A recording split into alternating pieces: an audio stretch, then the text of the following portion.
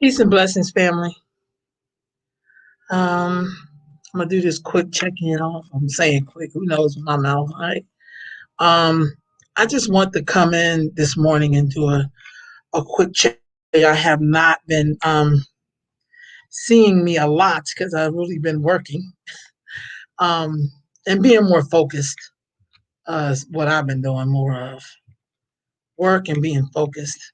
But I had to take some time today and just come to you all, peace, sissy, and just hit on a few things. And I entitled this, the title is kind of long, but it's a check in ancestors, life, death, and womb wellness and balance. That's a long ass title, right? Those are all the things that's on my mind. I'm coming to you live from Baltimore, Maryland, and then tomorrow I'll be in Philly, um, saying goodbye to or joining a homegoing ceremony for an elder who's not an ancestor, and a peace. And then I'll be making my rounds to visit my family in Philly before heading back to the West Coast. Um, and it's interesting. I'm in Baltimore. Baltimore has a young Black mayor and also has a Black chief of police. And I think Baltimore had a Black mayor before this mayor. Um, the West Coast, we still get news and information. And it's always canning when I hear Black people talk about defunding the police, right? To whatever that means. But then I never hear those same Black people talk about helping Black people to basically control their own communities. I never hear talk like that anymore. I think that's why I'm kind of like not feeling Black activists, some Black activists right now. I use the word some Black activists because I grew up with Black folks just did the work in their community. And when they did the work in their community, there was a responsibility that we had to each other as Black people. I don't see any of those Black activists really being entrenched in their community in terms of, we can control a lot of this killing in our own community. So as the Black mayor in Baltimore was talking about defunding the police, 7 Black people was murdered in Baltimore one night. So we have a Black mayor, Black police chief of police, and you can't you can't control your community. So I don't really know. I think sometimes when we act like we're doing something so different than our ancestors, we really realize we ain't really doing shit, but just talking, because we don't really control our neighborhoods. We don't control our community. We could, as much as we condone the bullshit in Black communities, we could really control the community. We really could have a handle on our own communities. And so Baltimore is just one of those Black cities. There's a whole bunch of them where Black folks are everywhere complaining about systematic racism, but they don't even control their own environment. See, back in the day where I grew up at, I'm from North Philly, there was a time when we controlled the whole community. Like, you didn't call the police first; you were in a community with people. If I was the woman whose funeral I'm going to, if my mom was at work and my dad was on the road working, and we got home from school and nobody was there, we went to Miss Jenny's house, or we went around the corner to our cousin's house, or you know what I mean. The block knew us. You understand? And people weren't afraid to tell us when we were wrong. And so when elders like that leave our community, I cringe, because I feel like a whole bunch of things leave with that elder. A lot of things leave when they leave. That genetic memory that somehow we keep wanting to forget, because we want to act like having white people march with you is somehow going to equal the playing field. No, when those white people that are marching get in positions of power, they want to make sure we get these home and bank loans and business loans. They want to make sure we're not getting followed around the store. Don't they follow us around the store? You understand what I'm saying? Like, because these people who talk that, so see, I'm a history person. So I talk to my elders, and most of them are now ancestors who I really value what they say to me. And I remember them talking about those hippies that was right there with them in the 60s. They grew up, and in the 90s, basically made sure they didn't get loans and shit like that. See, that's the real work. If you're gonna talk about white allies, or now we're talking about co-conspirator. This is another word they're using lately. We have all of these words to describe shit that we can't make plain, which is why we're always in like in the barrel. We're always at the bottom because we're always coming up ways to like proximity. It's like, who gives a fuck? Like, come on. Like, there's a problem in our community if the mayor is black and the police chief's is black and we still killing each other wholesale. Please tell me how white people, what they got to do with two black people blowing each other away. For real, for real. How can you defund something when you can't even control it? Because there was a time when black folks, see, that's why you can't tell me that, we got more degrees than we've ever had in history right now, and we have no control over our communities. None. We have other people riding with us for the benefit that they're going to get from it, but they still can control their own communities. I first really began to understand this concept when I lived in Newark, New Jersey, and there's a place in Newark called the Neck. So we all have a neck, but the head can't do shit without the neck. Like, the neck is an essential part of your body. That's where the Portuguese people lived. The Portuguese people lived there.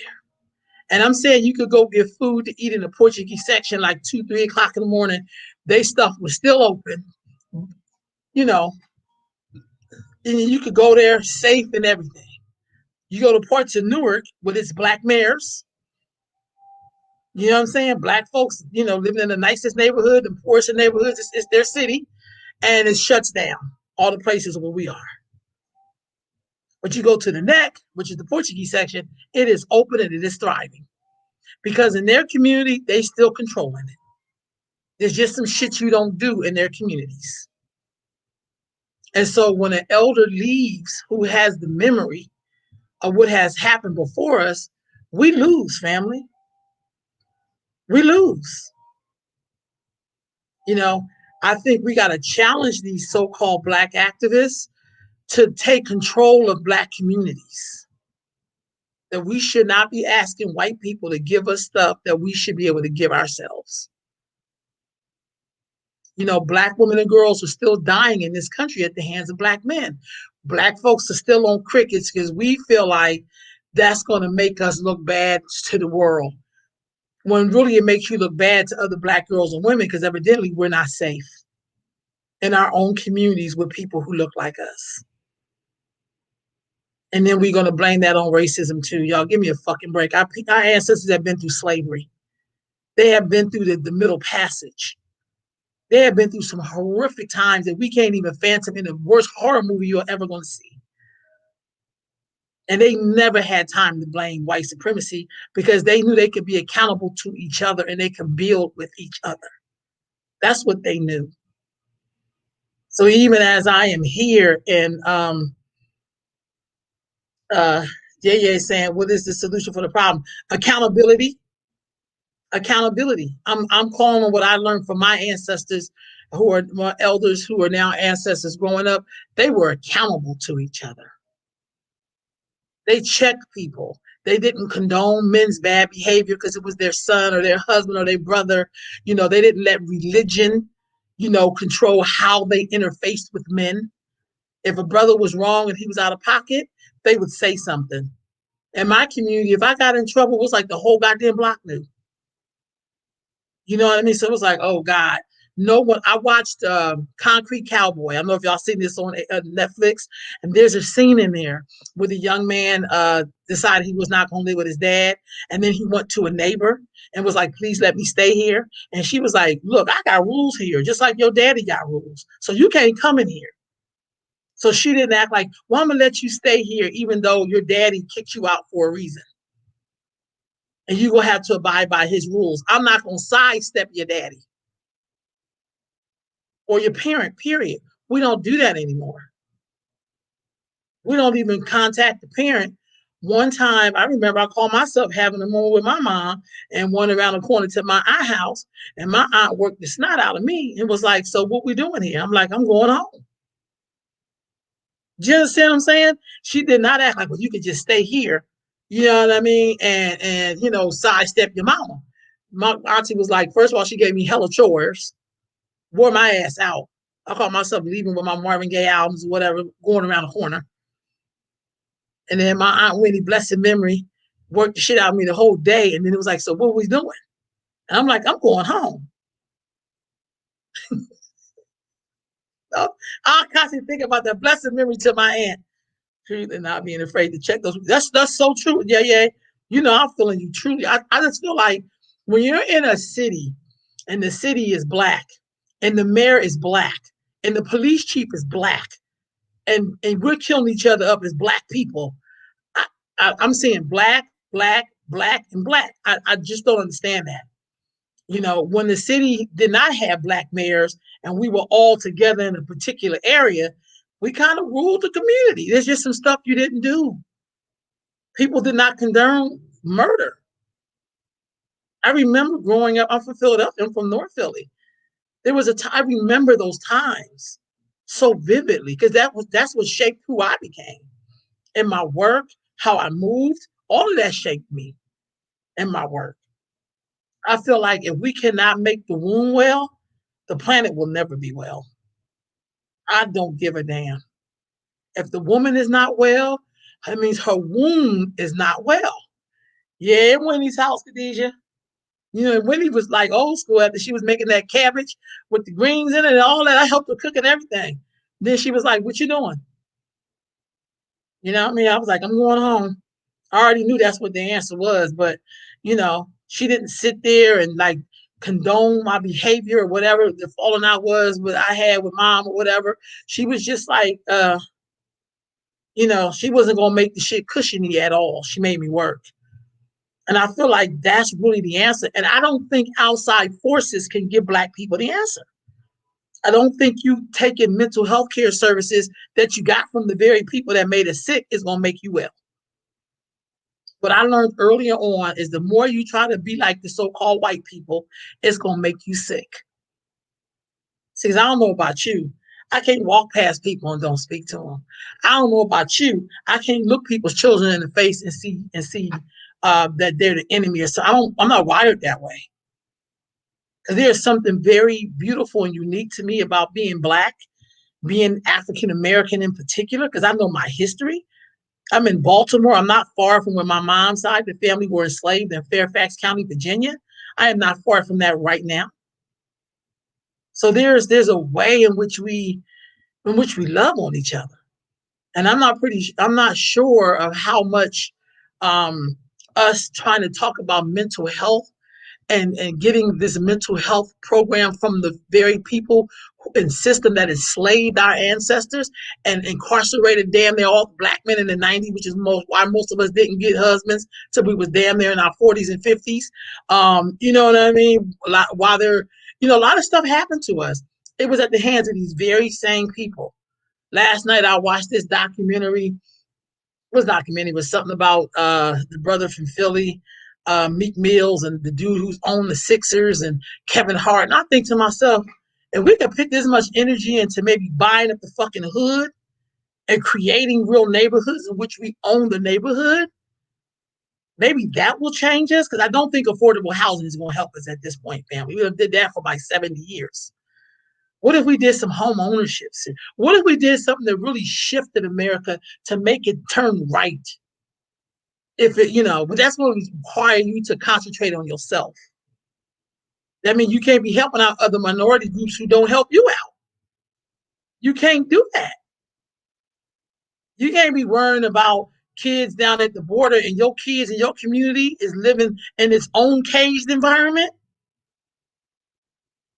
You can't keep competing for resources that rightly belong to you. Come on. People are here in America because of our ancestors' blood, sweat, and tears in here. No, I don't have time to be. If you notice, I haven't posted one thing about the anti-Asian thing because that ain't my fight. They're gonna be fine. See, they're so valuable that our government passed something immediately for them. Immediately for them. But because you're not valuable, they ain't gonna pass shit for you and I. Let's just keep it real. They're gonna be fine. They're in our communities. They're feeding their communities. They are going to do well. In our community, we can call each other as well as spread the news of the troublemaker. That right on, yay, yay. That's right on. Because you know we also do this wall of silence on just shit that don't, like we're still over here debating Bill Cosby. Bill Cosby will be fine. The man has lived his life. You know what I mean? We'll be up here debating two wrong people's wrongs, and then people who need justice can't even get it in our own communities. We have some things running so rampant in the Black community. It's really sad. You know what I mean? It's just really sad. So I just family. When I travel, I learn. Like I love Baltimore. I've been here several times. One of my queen mothers, I'm ready to have lunch with in a minute. I love her. She's here. But I just look around and they have the beautiful harbor here. I was on it yesterday and just all I can see is money. Then we looked at the buildings and there's these big tall buildings. Most of them is insurance places, guess insurance, pharmaceutical, attorneys' offices. Y'all catching this? So I mean, that's still the basis of their city here, because that tells you where the money is. So ask me again why we can't buy the hood. You know, ask me again why we still asking for affordable housing, and affordable housing for some people is paying $2,000 a month. When has that ever been affordable? Why couldn't that be somebody's house note? Like, well, help me out, family. So I don't know. I am here in my community. Um, everywhere I go, where we are is my community, but it's these same practices. I don't know if having Black people be mayors mean any goddamn thing. I don't know if having the Black person be chief of police mean anything. Seriously. I don't know if those things mean anything. I don't know if representation really matter. Because I'm done with looking and seeing Black people be a part of the fixtures. We've been part of the fixtures of America since America's been America. We have always been a fixture, but we ain't never had no goddamn power. We have never really owned anything.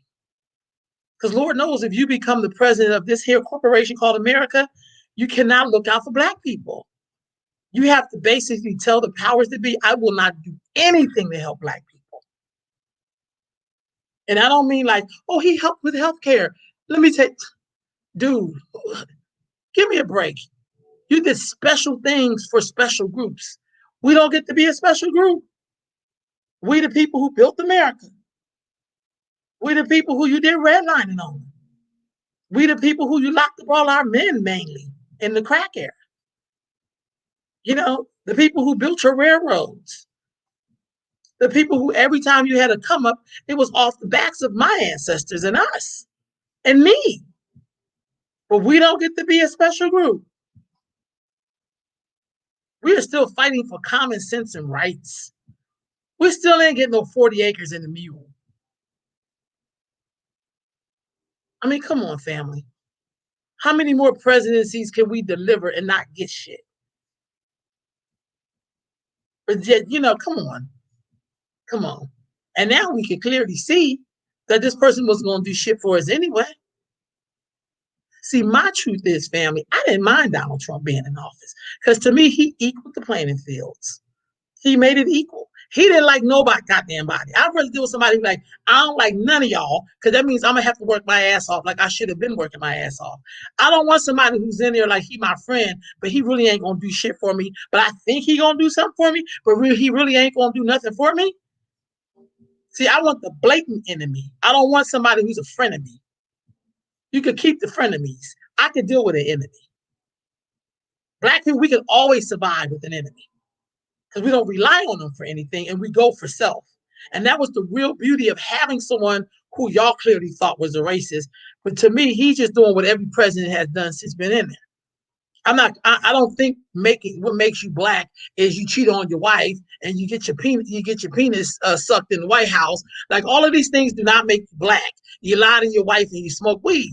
None of that shit makes you black. But you know, black folks, because some of our self worth is so in the toilet, all the gutter shit we make black, and none of the brilliant shit we make black. See, brilliancy is when you can control your own neighborhood. See, black girl magic is when you go for self, not help somebody else go for themselves, but they don't do shit for us in return. I say, black folks, you know, if we can control our own communities, if we can make sure black women and girls are safe, if you can make sure the sacred portal is safe, which is the woman and girl, because if she does not produce life, we will not come through. But if we're killing her up every day, every 8 hours, a black woman is murdered in America by a black man, and you want me to talk about white supremacy? Are you fucking kidding me? Are you kidding me? How did our ancestors make it through all of this? And yet we come here now and we killing each other. But we the black mayor, we the black police chief, we black school teachers, administrators, you name it. Black folks have had every job in America you could possibly think of, from the gutter up to the top of the roof. We done had every job in this corporation. And yet we are still at the goddamn bottom. We are still protecting our predators in our community. We still doing a campaign on some bullshit. We still have to tell people Black Lives Matter, except when it comes to black people. Then your black life don't matter at all, especially if you're a black girl or woman. You could be wiped away and black folks don't even give a shit. Unless a white cop kills you, and then we may say something, depending on if it's been recorded or not on video. I mean, this is the hypocrisy, y'all, of us. And so I don't know how our ancestors would feel. If they could really come up out the grave, if Harriet Tubman could really come up out the grave as Harriet Tubman and take a walk, but what would she say? What would the greats say? What would Malcolm X say? You know, what were all our ancestors who ran up out the South, who crossed that Canadian border, who was trying to find, who ran into Mexico? What would they really say? Would they be pleased? Would they be like, yeah, we did all that surviving for us to be here now and blaming other people and not going for self? Because all they wanted was the opportunity to go for self. All some of them really wanted was just to be left the hell alone and to be themselves. They didn't really want to be with other people who were trying to make them to be. One of the things I understand about slavery, it was all about erasing people. It's all about the erasing. If I can erase you, then you'll be me, and then there's no you. No, when you came and got us, sold us, purchased us, whatever we want to dream that part of about, we already had a language in the culture. When you came and got us out of Africa, we already had that. Some of us want the right to be that again. I like the fact I can change my hair up 1,000 different ways. I'm the black woman. I like that color looks good on me. I love it. I can wear any color and it's popping because my melanin is popping. I love the fact that I have such flavor when I'm walking down the street, people stop and stare at me. I'm not offended by that. I love to see little babies look at me and be like, oh my God, because I get that all the time. And I coo back at them. See, that's really who we really are. But I'm here to say we got to really challenge these black activists who talk all this shit, but can't get three black people together in the hood, you know, who don't really know black people for real, who went off somewhere and got some damn ideas and some new words and can't even really talk to the community that they claim they represent. I'm just so sick of that. Like, I don't even, you know, like, come on, family. Like, are you serious? I'm heading up into Philly in the morning to a funeral, you know, and we're so powerful, but we got to have some accountability, family. We got to have some responsibility. Like I don't even know how we can say ancestors' name if we ain't really living right. Like their living should not be in vain. We should feel some kind of way, family. We should feel some kind of way that here we are doing the same damn thing. Like, come on.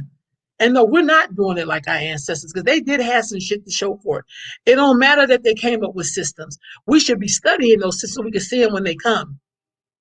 So we should already know about this. We should really understand redlining. We should really understand all of that. The asks should be different. It should not be affordable housing. It should be home ownership. Give us some of this land that we must call our own. Sounds familiar? We've had a lot of great so-called prophets to come. Some people consider them prophets or messiahs or whatever. And they came with some good stuff, brother. If you agree with them or not, you have to admit the stuff was good. So whether if you're talking about Noble Drew Ali or Elijah Muhammad or whoever, they all had great programs. Marcus Garvey. I mean, come on, family.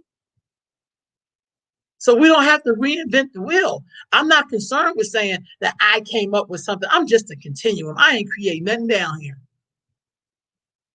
I just came as a part of a line to get the work done. That's why I'm here. I ain't taking credit for nothing. I pray that one day, if I get to be an ancestor, that somebody will remember, hey, what did Mama Rowe do? Maybe we should be looking at some of that.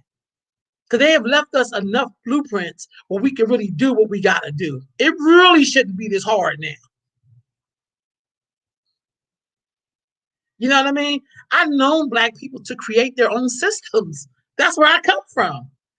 I was with a group of Black women who was like, our babies are dying. Let's build a clinic. Matter of fact, it was like, first of all, let's make sure we could be a mentor to this person. That's how the birthing project got started. I was 18 years old when I went to work for these Black women who were, some of them were state workers. The founder was a state worker. You know what I mean? And then she started her nonprofit. Then she was like, I don't like the way they treat our women at the doctors. They didn't go down and boycott the goddamn city hall. Let's build a clinic. And they built a clinic that stayed up for 25 years. They didn't sit and wait for somebody to say, please help us save our babies. No, we will save our babies. What happened to that part of us? You know, if you didn't, I remember my neighbors, we had a tomato scare in California. They immediately started growing their own tomatoes and brought me over tomatoes next door. And I didn't even cook with tomatoes like they did. They were from Afghanistan. So they used a lot of paste and stuff. But they didn't say, oh my God, let's go protest. They was like, no, let's grow these own goddamn tomatoes. That spirit, family. So you become very dangerous and y'all want to put you become dangerous when you control yourself. That's where you should be feeling threatened. But since you don't control yourself, this system, they do target practice on you, dude. They got bigger fish to fry. You ain't Russia. Like, you know how we all love that California, the snow crab? Do you know most of that comes from Alaska? Or Russia, sorry. They come from Russia. You know what I'm saying? Come on, y'all. Family, come on. You look at Africa, China is all over Africa right now. You think they worried about some anti-Asian hate here in the U.S. when 7 out of 10 homes in California is owned by an Asian? Ain't nobody stopping them at the bank. I mean, they do have a lot of their own banks, though. Because that's how you know you're valuable. That's how you know you're valuable. When you can say, stop hate, Asian hate, and then the president goes and signs a whole declaration to protect you. For Black folks, we being lynched in broad daylight. But because there's no value in you, why would I want to protect you? Come on, family. I know we can do it because I've seen us do it before. I was a part of that. I was a young person, but I was a part of that at the time. I know what we can do as a people.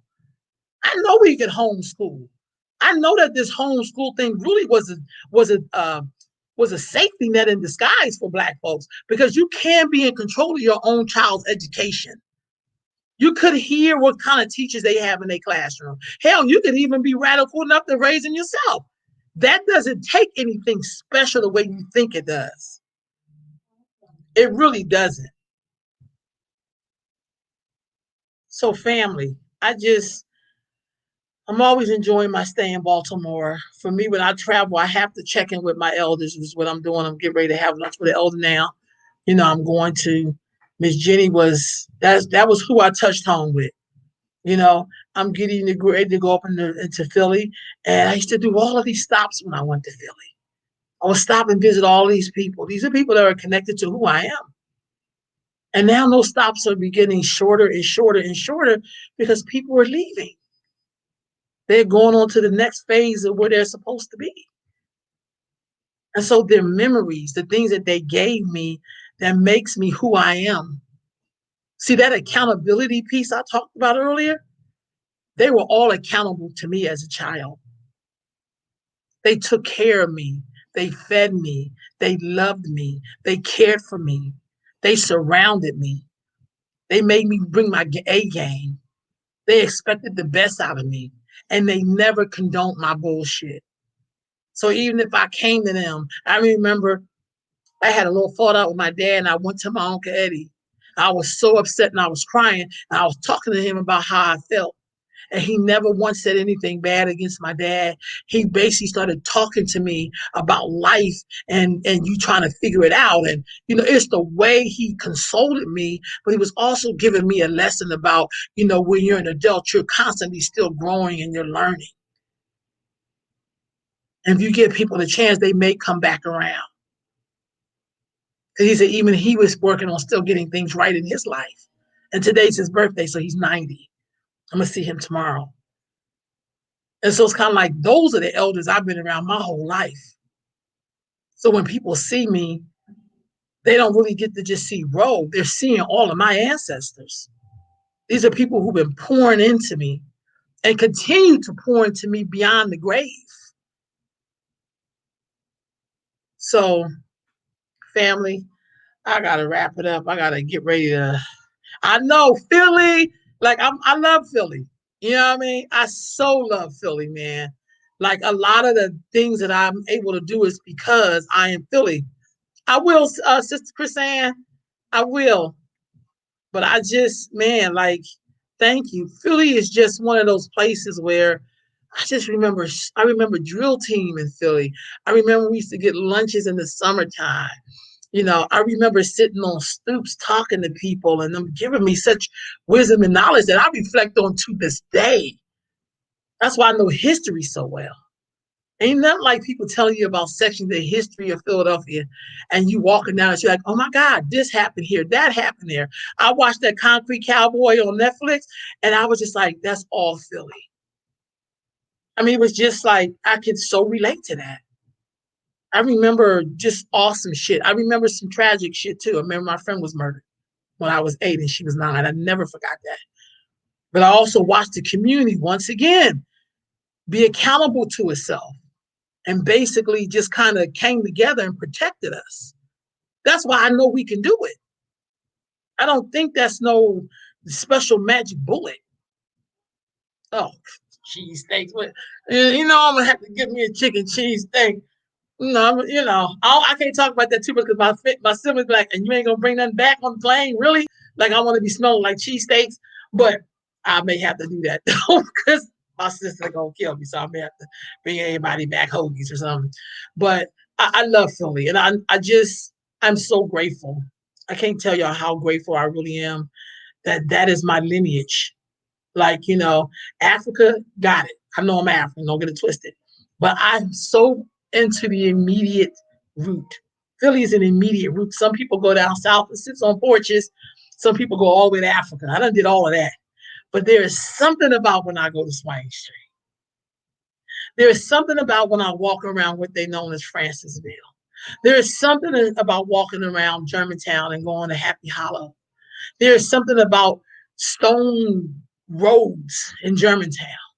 There's just something about that Philly accent when people are talking to me and I can hear that Philly accent. There's something like watching little kids like jumping double dutch. That's all me. And yes, the block parties get easy. You better tell it. So for me, I carry that inside of who I am. Like that is, yeah, because that's that Philly right there. Like I grew up with that stuff, man. Like That's a part of who I am. Like sometimes it's that isms that people see in me. That ism is Philly. That's all it really is. I look for that everywhere I go because those people took care of me. And it's interesting. My mom's side of the family, they're from Virginia. My dad's side of the family, from South Carolina, North Carolina, Gullah Geechees from the Sea Islands of South Carolina. So all of that makes that Philly for me. Every time I start digging in other people's family, because I help people with the genealogy, that South come up. But that's what makes Philly. And I'm never letting that go. Never. So as I get ready to join Sister Eileen, I know Pax, I know I'm gonna bring the cheesesteak, okay? I knew that. See what you did, sis. I'm definitely gonna do that because my flight is kind of late, so I can make that swim. I'm going to Max's though now. I got you. You know, I have to go to Max's. That's always an adventure in Max's to me. Mm. Yeah, cause that's a. When we was moving up from North Philly, we moved to Germantown. So we went from Francisville to Happy Hollow on Germantown Avenue, Seymour, Wayne Junction. You know, just memories, man. I remember sliding down in the crate, down up in the. This is in Germantown. You get in this little crate, you slide down the side. I think I scraped my knee or something a few times, but I love that kind of stuff. And I think that's also a part of being a child. But I also remember a community protecting us all. You just didn't do stuff because people go tell your mama. People looked out for you. And I'm saying, as I wrap this up, as we have black mayors and black police chief or whatever that is, if we don't control our black self, it don't even matter what positions you sit in. If we can't love and respect each other, none of the other shit even matters. I love you too, sis. None of the other stuff don't even matter if we can't love and respect each other. And I remember growing up with people who did that. I'm from North Philadelphia family, 17th to Swain. I remember the three old ladies who sat in their window right on Swain Street, who would watch our every move. And if they say run to the store, you ran to the stuff. If it was for a stick of butter, you brought it home in a brown paper bag. You didn't run down the street with a stick of butter. You know what I mean? I remember people being accountable. You could walk up on anybody's barbecue and eat their food. So, yeah, Khadijah. Like, right on. Khadijah, you so old. I do remember Rape Man Joe. Thank you, Zinle. How's my girls in South Africa? Hey, Sister Kenya. Oh, God. See, our community knew that. And they was able to watch him and watch us and make sure we were safe. All right, 22nd and Jefferson. And we had our aunties who lived on 30th and Diamond. Why do I remember that so well? They lived at 30th and Diamond and we were 17th and Swain. You know you from Philly when you call out the street names. That's like your calling card. You know, real talk though. I mean, people, we took care of each other. As I wrap up, family, there was one sister who I really loved when I was growing up. There was black women on our young girls who did our hair. One was Lady. We call her Kim. Her name was Kim. We call her Lady. And then there was another young sister. I cannot remember her name. I could see her beautiful face. She had the prettiest afro. This is in the 70s family. And she had like 12 brothers. She had a hell of brothers, I know that. And she was the only girl. And she lived in the last house right before the housing authority, which is not there anymore. But she used to braid our hair. Absolutely just beautiful. And she would just do our hair. She would make us look so beautiful. And I used to just love her when she did my hair. She was just incredible. See, those are the memories I be wanting young people to have. That's what happens when you live in a community and you live in a neighborhood. I can tell you about people. I can tell you about our black captain with the hips who used to always turn that fire hydrant on us for us to get wet in the summertime. Okay, I could see her. I can't remember her name, but I could see her face. I remember she had the hips. So I was like, how do you get hips like that? But she was Miss Mimi, and she would turn that fire hydrant on. I mean, I can remember so many people just being. I remember one lady put a garden in our street, And that's the first time I ever had squash when I was a kid. I got it right out that garden. So now we're into gardening now. But in the 70s, we had a garden on our block. Somebody came in because a house had got torn down and they turned that lot into a garden. And that was the first time I ever had squash. Never had squash before. I remember my dad brought home melons, cantaloupe to be exact, because he used to haul cantaloupe. And he brought some home for us. I remember making ice cream. I remember he used me and Khadijah to stomp on grapes to make his wine in the basement in Germantown. These are things I remember, family. These are things that shape who you are. So as you look at young people, and if you're blessed enough to grow old, you'll remember that you're a part of somebody's memory. How would they remember you? What impression, what imprint would you make on them? And I'm saying it's not about being the first to anything. It's about being accountable to yourself and your community and making our community safe. Right on, right on. So, family, I could be on here all day, but then I gotta get ready to go meet Mama Lean, Eileen Miller, our queen mother. She's from Philly too, but she lives here in Baltimore. And we're gonna probably talk and laugh. I always keep her laughing because I'm so silly. So, and I love seeing a smile. Y'all have a great day. And remember, our ancestors, y'all. Remember our ancestors and ask yourself if they was to show up here right now, would they be pleased? How would they really feel about who we are? All right, family. Peace.